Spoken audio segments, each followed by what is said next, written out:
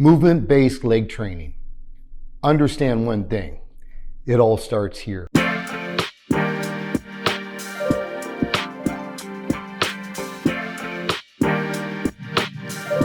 Hello, David Miller, strength and conditioning coach and personal trainer.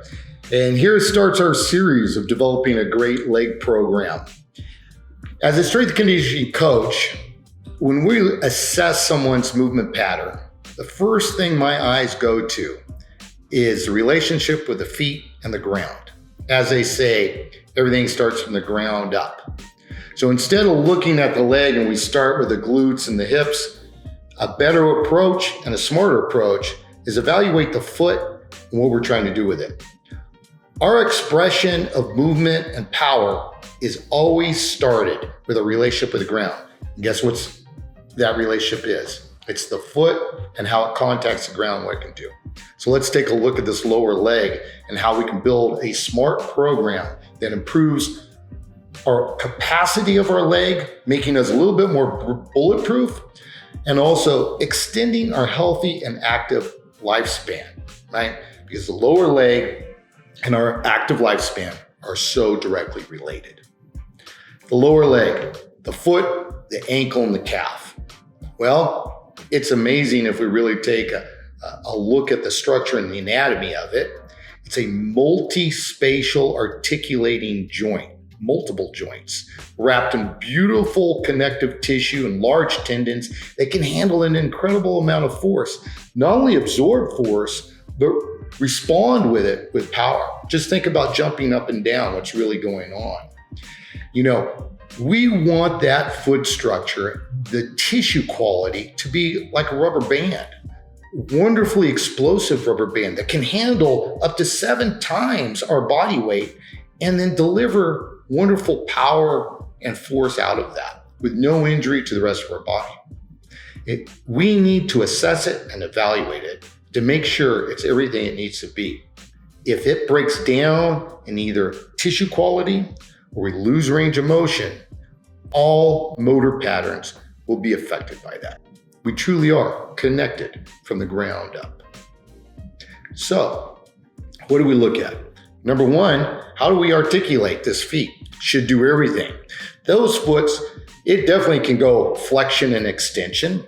It can come on its sides in inversion, on the interior sides in eversion. It can rotate. It can articulate in a lot of beautiful ways. It can grab things. The large toe is supported by this beautiful tendon that helps support an arch. Some of the simplest things you can do to improve the health of the foot: take the shoes off. Spend some time in either minimalist shoes that have a lot of flexibility to it. Socks, or my preference, just kick everything off and walk around barefoot. All right, so sit down on the ground, take your shoes off. Start exploring range of motion. Start looking what you have and what you don't have. Can you do circles? Can you do figure eights? Can you flex and extend the foot? How about that big toe? Can you grab things with your feet and do all those toes move? All right.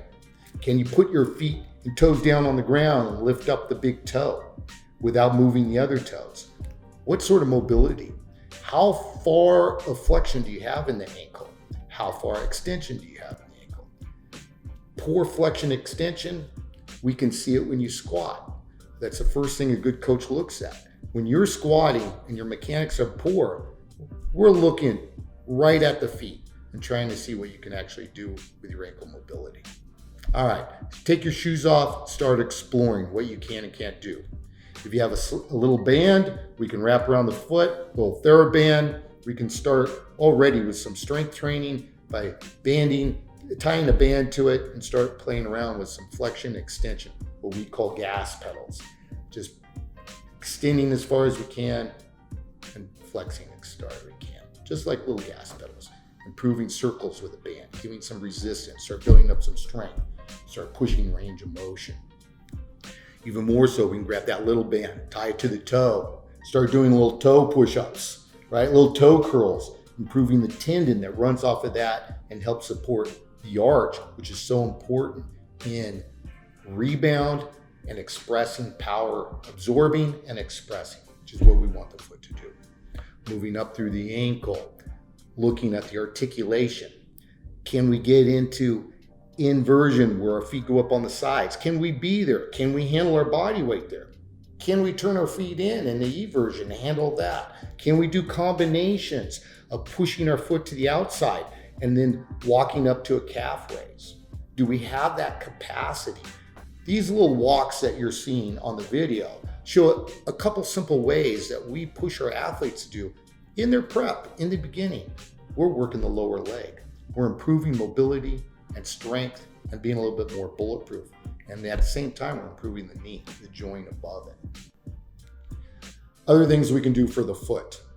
How about massage on the bottom of the foot with a ball? Can improve a very ropey, tight fascia and connective tissue on the bottom of the foot. Just spending a little bit of time rolling out the bottom of the foot can help make the foot more elastic and less stiff. Very important in our ability to run, to jump, and absorb force. Other things we can do. Balance on a pad, single leg. Just watch the struggle that ankle goes through to try to get balance on an unstable surface. That's working that foot in a beautiful way. Throw a pillow down, a pad, something that's unstable. Stand on one leg and just let the foot struggle for stability. It's an excellent strength tool. Excellent for rehabilitation of a sprained ankle also. Another thing, the calf raise. So many people do it.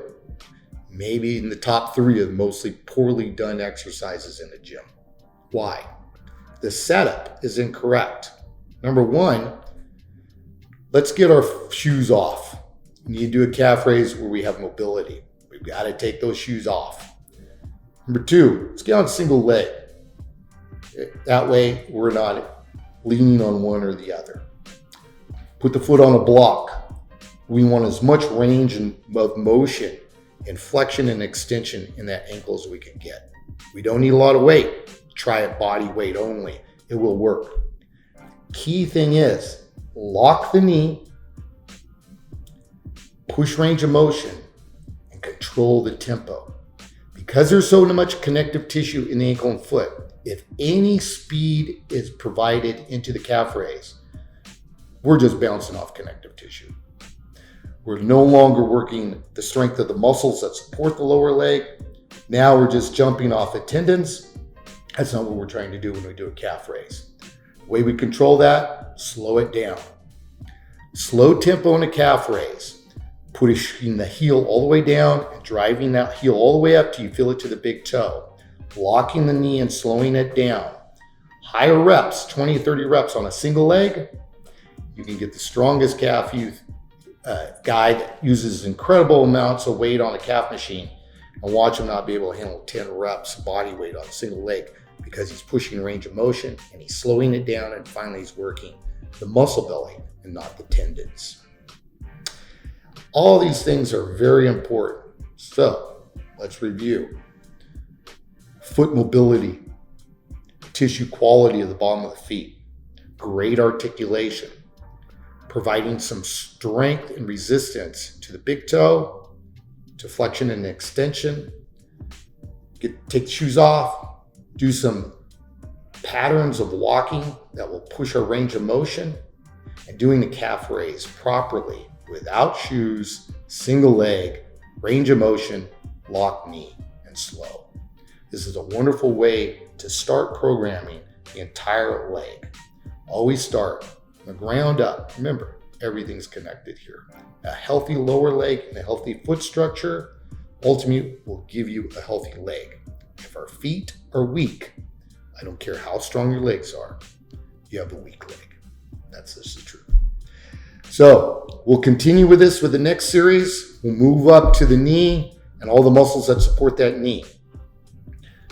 Let's put the foot first though. Thank you.